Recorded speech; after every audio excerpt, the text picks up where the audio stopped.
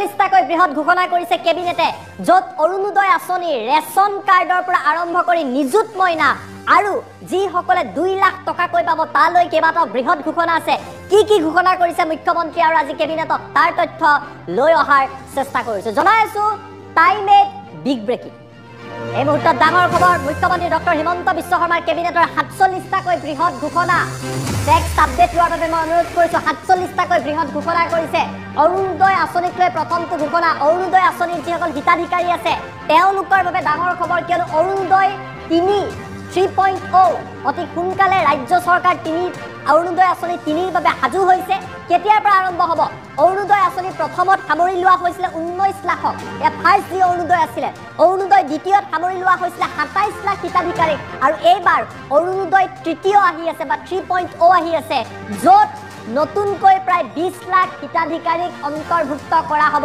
আপুনি যদি অৰুণোদয় আঁচনি পোৱা নাই এই খবৰ আপোনাৰ বাবে 47 লাখ লোকলৈ বৃদ্ধি পাব অৰুণোদয় হিতাধিকাৰীৰ সংখ্যা নতুনকৈ 20 লাখক দিয়া হ'ব অৰুণোদয় 3ৰ বাবে আধাৰ কাৰ্ড আৰু ৰেচন কাৰ্ড থকাটো বাধ্যতামূলক হ'ব অৰ্থাৎ আধাৰ কাৰ্ড থাকিব লাগিব ৰেচন কাৰ্ড থাকিব লাগিব তেতিয়াহে আপুনি অৰুণোদয় আঁচনি পাব অৰুণোদয় আঁচনিৰ আধাৰ আৰু ৰেচনৰ সৈতে অৰুণোদয় লিংক কৰিব চৰকাৰে অৰুণোদয়ক লৈ অনুষ্ঠিত হ'ব নিৰ্বাচনী প্ৰক্ৰিয়া কেতিয়াৰ পৰা আৰম্ভ হ'ব তেওঁ আজি মুখ্যমন্ত্ৰীয়ে বৰ্ণনা কৰিছে ৰেচন আৰু আধাৰ নাথাকিলে হিতাধিকাৰীয়ে অৰুণোদয় নাপাব অৰুণোদয় 3 শীঘ্ৰে আৰম্ভ হ'ব 20 লাখ নতুনকৈ দিয়া হ'ব সৰ্বমুঠ 47 লাখ হ'ব আৰু ছেপ্টেম্বৰ মাহৰ পৰা অৰুণোদয় 3ৰ বাবে হিতাধিকাৰী নিৰ্বাচনী প্ৰক্ৰিয়া আৰম্ভ হ'ব দ্বিতীয়টো ডাঙৰ ঘোষণা মুখ্যমন্ত্ৰী আত্মনিৰ্ভৰশীল অসম যিসকলে 2 লাখ টকাৰ বাবে 1 লাখ টকাৰ বাবে আবেদন কৰিছিলে 2 লাখ টকাৰ আঁচনিক লৈ ডাঙৰ সিদ্ধান্ত লৈছে কেবিনেটে আপুনি যদি আঁচনিত আবেদন কৰিছে এই বাতৰি আপোনাৰ বাবে প্ৰথম পৰ্যায়ৰ সাক্ষাৎকাৰ নাইবা ইণ্টাৰভিউ ইতিমধ্যে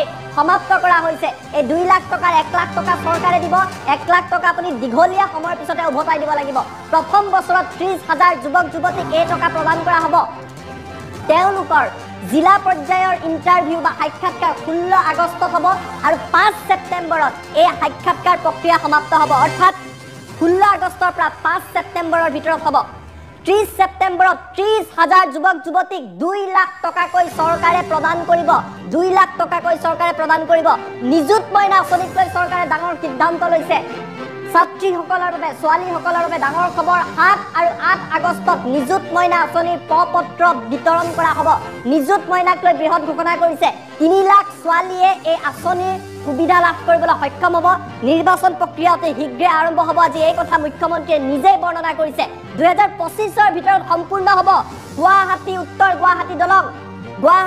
গুৱাহাটী দলঙৰ বাবে 300 কোটি টকা ধাৰ্য কৰা হৈছে আৰু 2025ৰ ভিতৰত এই সম্পূৰ্ণ প্ৰক্ৰিয়া সম্পন্ন হ'ব স্কিল ইউনিভাৰ্চিটিৰ উপাচাৰ্যৰ বয়স 2 বছৰলৈ বৃদ্ধি কৰা হৈছে আৰু এটা বৃহৎ সিদ্ধান্ত কেবিনেটে লৈছে প্ৰব্ৰজিত শ্ৰমিক আৰু অসংগঠিত শ্ৰমিকৰ বাবে ডাঙৰ ঘোষণা তেওঁলোকে যিসকলে ৰেচন কাৰ্ড পোৱা নাই তেওঁলোকে ৰেচন কাৰ্ড পাব ই-শ্ৰম পৰ্টেলত নাম পঞ্জীয়ন কৰিছিলে শ্ৰমিকসকলে ইয়াৰ প্ৰায় 12 লাখ শ্ৰমিক আছিলে এই 12 লাখ শ্ৰমিকৰ 6 লাখে ৰেচন কাৰ্ড পালে কিন্তু 6 লাখে এতিয়াও ৰেচন কাৰ্ড পোৱা নাই 2023 চনৰ এপ্ৰিলৰ ভিতৰত যিসকলে আবেদন কৰিছিলে আৰু যি 6 লাখে ৰেচন কাৰ্ড পোৱা নাই তেওঁলোকে ৰেচন কাৰ্ডৰ বাবে আবেদন কৰিব পাৰিব চৰকাৰে তেওঁলোকক ৰেচন কাৰ্ড দিব বাকি টকা 6 লাখেও শীঘ্ৰে ৰেচন কাৰ্ড লাভ কৰিব আৰু এই কথা মুখ্যমন্ত্ৰীয়ে বৰ্ণনা কৰিছে অৱশ্যে 2023 চনৰ এপ্ৰিলৰ পূৰ্বে তেওঁলোকে পঞ্জীয়ন কৰিব লাগিব যদিহে আপুনি ই-শ্ৰমত আবেদন কৰিছিলে ৰেচন কাৰ্ড পোৱা নাই এই খবৰ আপোনাৰ বাবে তৃতীয় আৰু চতুৰ্থ বৰ্গৰ পৰীক্ষা সুচাৰুৰূপে যাতে অনুষ্ঠিত কৰিব পৰা যায় তাৰ বাবে উপায়ুক্তৰ সৈতে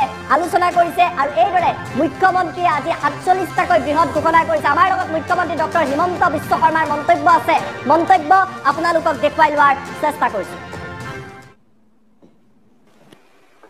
অৰুণোদয় 3.0 অৰ্থাৎ অৰুণোদয় আমি প্ৰথম আৰম্ভ কৰিছিলোঁ 19 লাখ হিতাধিকাৰীৰে অৰুণোদয় 2.0 আমি সামৰি লৈছিলোঁ 27 লাখ হিতাধিকাৰী এতিয়া অৰুণোদয় 3ত আমি সিদ্ধান্ত লৈছোঁ যে আৰু আমি প্ৰায় আপোনালোকে আমি আৰু 20 লাখ হিতাধিকাৰী এই আঁচনিৰ আমি অধীনলৈ আনিব খুজিছোঁ যদি 20 লাখ হিতাধিকাৰীক এই আঁচনিৰ অধীনলৈ আনো তেতিয়াহ'লে এই আঁচনিৰ অধীনত বেনিফিটেড পৰিয়ালৰ সংখ্যা ৪৭ লাখলৈকে বৃদ্ধি পাব। আমি অৰুণোদয় 2.0 আধাৰ আৰু ৰেচন কাৰ্ডৰ লগত জড়িত নাছিলে। তাৰ কাৰণে মই যোৱাকালি পৰহি যেতিয়া উপায়ুক্তৰ সন্মিলন আৰম্ভ হৈছিল, মই কৈছিলোঁ যে কিছুমান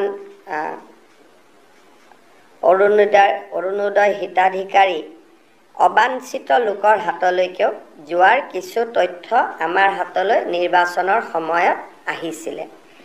সেইকাৰণে এইবাৰ আমি সিদ্ধান্ত কৰিছোঁ যে অৰুণোদয় আঁচনিটো পাবৰ কাৰণে ৰেচন কাৰ্ড থাকিবই লাগিব। আৰু যদি ৰেচন কাৰ্ড কাৰোবাৰ থাকে তেতিয়াহ'লে তাৰ আধাৰো থাকিব লাগিব। অৰ্থাৎ Orunodoi will be link with Aadhaar and ration card. সেইকাৰণে বৰ্তমানলৈকে পাই থকা অৰুণোদয় হিতাধিকাৰী আৰু নতুনকৈ 20 লাখ যি হিতাধিকাৰী হ'ব, তাৰ কাৰণে এটা নতুন নিৰ্বাচনী প্ৰক্ৰিয়া এটা আৰম্ভ হ'ব। অৱশ্যে যেতিয়ালৈকে নতুন বেনিফিচিয়াৰী নিৰ্বাচন নহয় তেতিয়ালৈকে পুৰণাসকলে অৰুণোদয় পাই থাকিব। কিন্তু যেতিয়া নতুন হিতাধিকাৰী হ'ব, বৰ্তমানে পাই থকা সকলোৱে নাপাবও পাৰে। যদি তেওঁলোকৰ ৰেচন কাৰ্ড নাই বা তেওঁলোকৰ আধাৰ নাই, তেতিয়া তেওঁলোকে নাপাবও পাৰে। অহা ছেপ্টেম্বৰ মাহৰ পৰা আমি অৰুণোদয় হিতাধিকাৰী 0.3 কাৰণে অৰুণোদয় 0.3 এই হিতাধিকাৰী নিৰ্বাচনৰ প্ৰক্ৰিয়াটো আমি আৰম্ভ কৰিম। আৰু এই কামটো যাতে খুব সুষমভাৱে, কাৰণ অৰুণোদয় হিতাধিকাৰী প্ৰায় ডাবল হৈ যাব, আজিতকৈ দুগুণ হৈ যাব। আজি 27 লাখ আছে, তেতিয়া প্ৰায় 47 লাখ হ'ব। ডাবল নহ'ব, অকণমান ডাবলতকৈ কম হ'ব।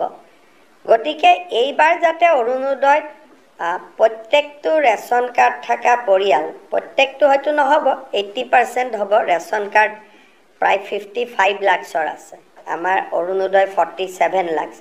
কিন্তু যিহেতু অৰুণোদয়ত ক্ৰাইটেৰিয়া আছে, 4খন গাড়ী থাকিলে নাপায়, মন্ত্ৰী MLA পৰিয়ালে নাপায়, পঞ্চায়তৰ পৰিয়ালে নাপায়। সেইকাৰণে আমি ভাবিছোঁ যে 47 lakh will be a sufficient number যোগ্যজনক দিবৰ কাৰণে। আৰু তাৰ গোটেই নিৰ্বাচনৰ প্ৰক্ৰিয়াটো আমি ছেপ্টেম্বৰ মাহৰ পৰা আৰম্ভ কৰিম। তাৰ বিষয়েও জিলা উপায়ুক্তসকলৰ লগত পুংখানুপুংখভাৱে আমি আলোচনা কৰিম। কেবিনেটত এটা সিদ্ধান্ত হয় যে আমাৰ বহুত মাইগ্ৰেণ্ট লেবাৰ আৰু আনঅৰ্গেনাইজ ছেক্টৰৰ লেবাৰ শ্ৰম পৰ্টেলত তেওঁলোকে ৰেজিষ্টাৰ কৰিছিল 2021 চনৰ পৰা 2023 চনৰ ভিতৰত। শ্ৰম পৰ্টেলত ৰেজিষ্টাৰ কৰা শ্ৰমিকৰ সংখ্যা আছিল 12 লাখ। এই 12 লাখ শ্ৰমিকৰ 6 লাখে ৰেচন কাৰ্ড পাইছিলে, বাকী 6 লাখে ৰেচন কাৰ্ড পোৱা নাই। আজি আমি কেবিনেটত আলোচনা কৰি এই ব্যক্তিসকল যদি সঁচাকৈয়ে আনঅৰ্গেনাইজ লেবাৰ হয় আৰু সঁচাকৈয়ে যদি তেওঁলোকে 2023 চনৰ এপ্ৰিলৰ আগতে, বহুতে 2 দিনত নতুনকৈ পঞ্জীয়ন কৰিছে, সেইটো নহয়, 2023 চনৰ এপ্ৰিলৰ আগত যদি পঞ্জীয়ন কৰিছিলে আৰু তেওঁলোক যদি ৰেচন কাৰ্ড পোৱাৰ যোগ্যতা, আদাৰৱাইজ যোগ্যতা আছে, তেনেকুৱা 6 লাখ পৰিয়ালক আমি নতুনকৈ ৰেচন কাৰ্ড দিবৰ বাবে আজি কেবিনেটে এটা সিদ্ধান্ত গ্ৰহণ কৰিছে। আৰু মই ভাবোঁ যে যিসকলে 23 চনৰ এপ্ৰিলৰ আগতে শ্ৰম পৰ্টেলত নিজক পঞ্জীয়ন কৰিছিলে তেওঁলোকে ৰেচন কাৰ্ডৰ বাবে আবেদন কৰিব পাৰে। কিন্তু নতুনকৈ শ্ৰম পৰ্টেলত পঞ্জীয়ন কৰি ৰেচন কাৰ্ডৰ বাবে আবেদন কৰিব নোৱাৰিব। আপোনালোকে জানে যে অসমৰ স্বচ্ছ নিযুক্তি এটা ভাৰতবৰ্ষ পৰ্যায়তো চৰ্চিত হৈছে। অহা যি আমাৰ পৰীক্ষা হ'ব 3য় আৰু 4ৰ্থ শ্ৰেণী, এটা পৰীক্ষাত 11 লাখ পৰ্যন্ত প্ৰাৰ্থী হৈছে। গতিকে জিলা উপায়ুক্তৰ সন্মিলনীত আমি আলোচনা কৰিলোঁ যে কেনেকৈ আমি অতি সুন্দৰভাৱে এইবাৰো স্বচ্ছতাৰে সৈতে এই পৰীক্ষাটো সম্পূৰ্ণ কৰিব পাৰোঁ। তৃতীয়তে আৰু এটা বিষয় আলোচনালৈকে আহিছিলে যে মুখ্যমন্ত্ৰীৰ নিযুত মইনা আঁচনি। এই নিযুত মইনা আঁচনিখন অহা 7 বা 8 আগষ্টৰ পৰা আমি প্ৰপত্ৰ বিতৰণৰ কাম আৰম্ভ কৰিম। তাৰ আগতে আঁচনিখনৰ ওপৰত এখন আমাৰ সাংবাদিক মেলো হ'ব, আমি আনুষ্ঠানিকভাৱে উদ্বোধন কৰিম।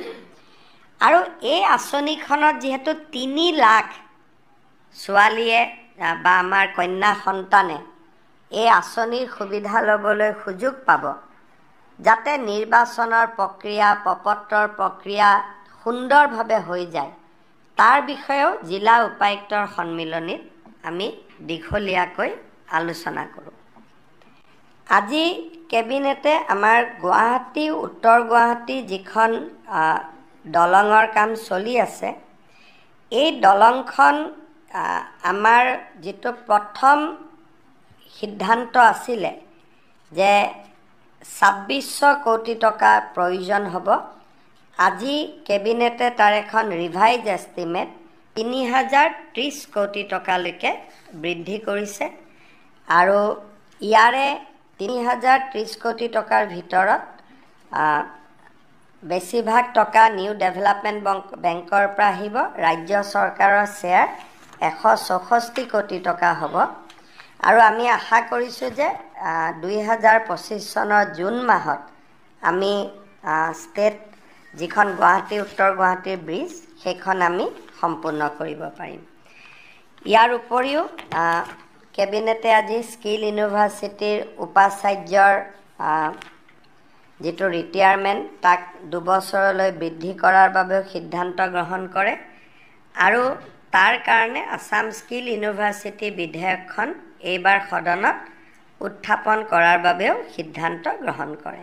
মুখ্যমন্ত্ৰীৰ আত্মনিৰ্ভৰশীল অসম অভিযান, এই স্কিমটোত আমি 2 লাখ টকা কৰি এজন নিবনুৱা যুৱক যুৱতীক নিজৰ উদ্যোগ স্থাপন কৰাৰ বাবে আমি সহায় কৰিম। এনেকুৱা এটা আঁচনি আছিল। 1 লাখ ঘূৰাই দিব, 1 লাখ ঘূৰাই দিব নালাগে।